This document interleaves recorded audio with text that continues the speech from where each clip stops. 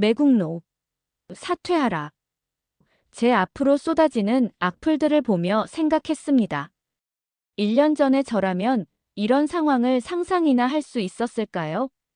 전국 PTA 부회장으로서 한국 수학여행을 막으려던 제가 지금은 한일 교류의 다리가 되겠다고 선언하고 있으니까요. 어떻게 이런 일이 가능했을까요? 52살 중년 여성이 평생 믿어온 신념을 바꾼다는 건 정말 쉬운 일이 아니거든요. 하지만 저는 바꿨습니다. 아니, 정확히 말하면 진실이 저를 바꿨죠. 매국노. 사퇴하라. 제 앞으로 쏟아지는 악플들을 보며 생각했습니다. 제가 직접 확인하겠습니다. 저는 하야시 노조미입니다. 전국 PTA 부회장으로 일하면서 수학여행 승인위원회를 오래 맡아왔죠. 그날 회의장의 공기는 유난히 무거웠습니다. 제 앞에 놓인 보고서들을 하나씩 들춰가며 목소리에 힘을 실었어요. 한국은 편향 교육의 현장입니다. 자료들이 제 주장을 뒷받침하고 있었거든요. 그런데 갑자기 회의장 뒤편에서 딸 레이가 휴대폰을 꽉 움켜쥐고는 이렇게 말하더군요. 엄마, 직접 보고 말해요. 도망치지 말고요. 순간 저는 할 말을 잃었습니다. 가슴 어딘가가 뜨끔했어요. 회의가 끝나고 복도에 나섰을 때 극우 성향 유튜버인 가토가 카메라를 들이댔죠. 부회장님, 한국행을 확실히 막으실 거죠? 시청자들이 모두 지켜보고 있습니다. 그 말이 제 등허리를 더욱 곧게 세웠습니다. 하지만 제 입에서 나온 말은 예상과 달랐어요. 막지 않겠습니다. 대신 제가 동행해서 감시하겠습니다. 사실을 확인하고 사실대로 보고할게요. 마이크 앞에서 그렇게 선언하는 순간 저 자신도 놀랐습니다. 레이는 고개를 끄덕이며 작게 미소 지었고 저는 오랜만에 낯선 떨림을 느꼈죠. 그날 밤늦게까지 자료를 읽으며 마음속으로 되뇌었습니다. 보면 알 수 있다고요. 만약 그곳이 정말 선전의 무대라면 제가 가장 먼저 그 가림막을 걷어내리겠다는 다짐을 했습니다. 인천공항 게이트가 열리는 순간 화면 속에서만 보던 현실이 제 앞에 펼쳐졌어요. 자동 출입국 심사대에는 대기열이 거의 없었고 로봇이 자연스러운 일본어로 우리를 안내했습니다. 일본에서 오신 여러분을 환영합니다. 억양이 전혀 어색하지 않더군요. 복도를 걸으며 저도 모르게 천장의 센서들과 동선 안내 시스템을 살펴봤어요. 홍보 임원으로 일했던 시절의 직업병이죠. 동선 설계에 전혀 낭비가 없었습니다. 수화물을 찾는데도 10분 남짓밖에 걸리지 않았어요. 버스 정류장에 섰을 때 바닥에서 은근한 온기가 올라오는 걸 느꼈습니다. 엄마, 발이 따뜻해요. 레이가 신기해하며 웃었죠. 저는 일부러 시큰둥하게 굴었어요. 과시용일 뿐이야. 하지만 제 귀는 이미 잡음이 적은 시스템의 소리에 익숙해지고 있었습니다. 버스 차창 밖으로 보이는 도시의 표정은 정돈되어 있었고 신호 체계가 급정거를 강요하지도 않았어요. 그때 가토의 생방송 알람이 울렸습니다. 보여주기 쇼에 속지 마세요. 저는 휴대폰을 껐죠. 보여주기인지 실제인지는 끝까지 지켜보면 답이 나올 거라고 생각했거든요. 인사동 골목에서 한복을 짓는 장인을 만났습니다. 나이 지긋한 분이었는데 이런 말씀을 하시더군요. 기모노의 직선은 절제로 아름답고 한복의 곡선은 흐름으로 아름답습니다. 다름은 낮춤이 아니에요. 그건 단순한 설명이 아니라 하나의 태도였어요. 북촌으로 이동하던 중에 다른 학교 학생 2명이 길을 잃고 헤매고 있었습니다. 그때 한국 대학생 정민우가 다가와서 서툰 일본어로 하지만 성실하게 길을 안내해 주더군요. 비가 오는 좁은 골목에서 마지막 신호등까지 배웅해주는 모습을 보며 생각했죠. 대가를 요구하지 않는 친절이 경계심을 무너뜨리는데 이토록 능하다니요. 그날 저녁 작은 식당에 앉아 김이 모락모락 오르는 찌개를 나누어 먹었습니다. 레이는 수저를 내려놓고 제게 속삭였어요. 엄마, 미워해야 할 이유가 자꾸 줄어들어요.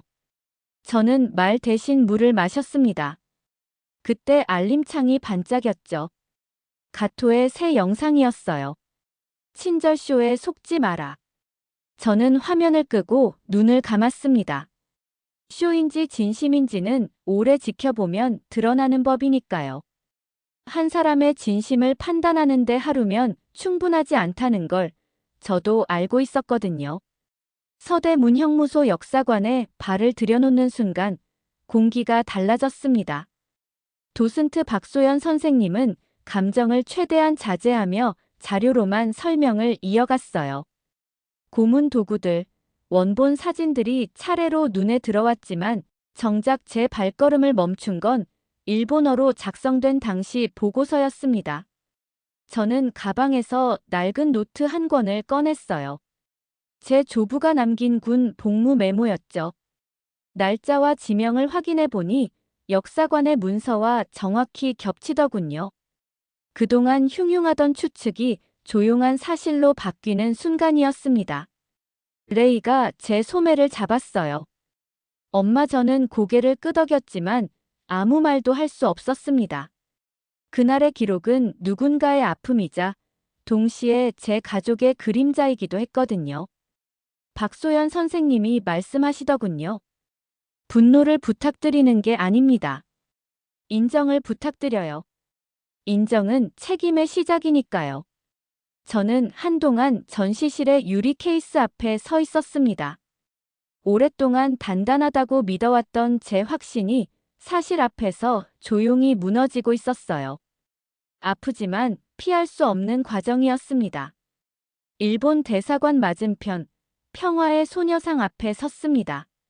저는 동상 앞에서 숨을 고르며 주변을 천천히 살폈어요. 누군가가 내려놓고 간 노란 나비들, 짧은 쪽지들이 눈에 들어왔습니다. 레이는 가방에서 작은 종이를 꺼내더니 무릎을 꿇고 뭔가를 적기 시작했어요.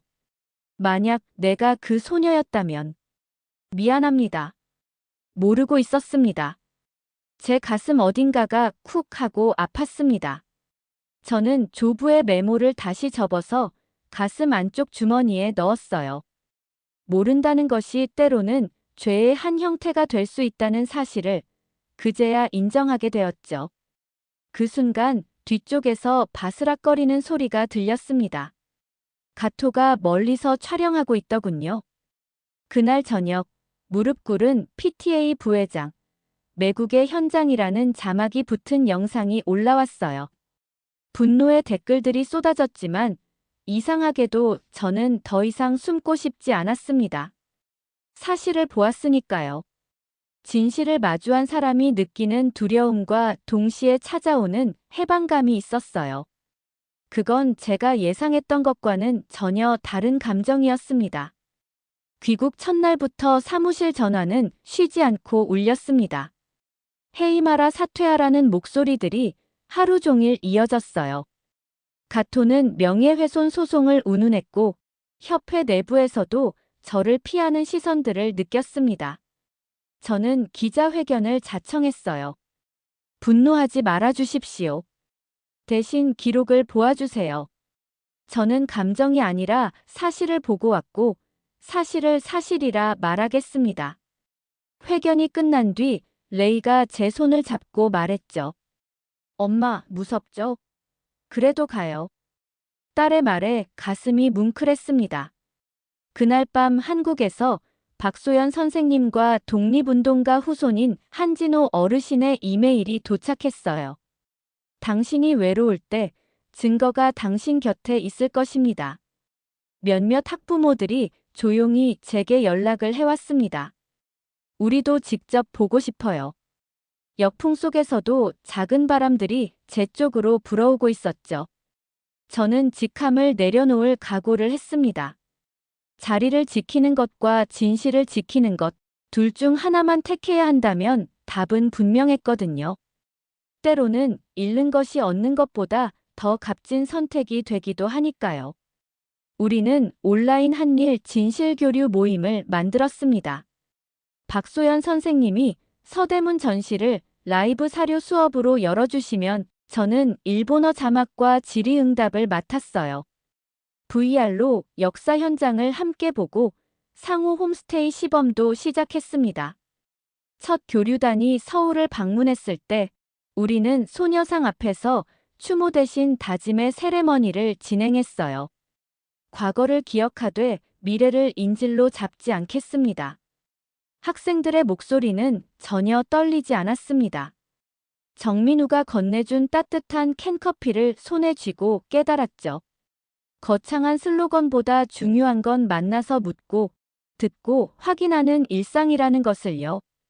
몇 달 뒤 우리 학교와 한국 파트너 학교의 프로그램이 지역교육청 모범 사례로 선정되었습니다. 숫자는 크지 않았지만 마음은 확실히 확장되고 있었어요. 저는 제 직함보다 더 단단한 걸 얻고 있었습니다. 바로 사람들의 신뢰였죠. 그건 어떤 타이틀보다도 값진 것이었어요. 작은 변화가 모여 큰 흐름이 되는 과정을 직접 경험하고 있었습니다. 서울국제교육포럼에서 가토와의 공개 토론이 성사되었습니다. 가토는 익숙한 어조로 공격해왔어요. 감성파리입니다. 저는 준비해온 것들을 하나씩 꺼냈습니다. 당시 일본어 원문 문서, 전시의 출처표, 학술지의 반론 검토, 교차 검증한 연표들이 차례로 화면에 떠올랐어요. 감정이 아닌 데이터가 차분히 사실을 증명해갔죠. 방청석의 공기가 바뀌는 걸 느꼈습니다.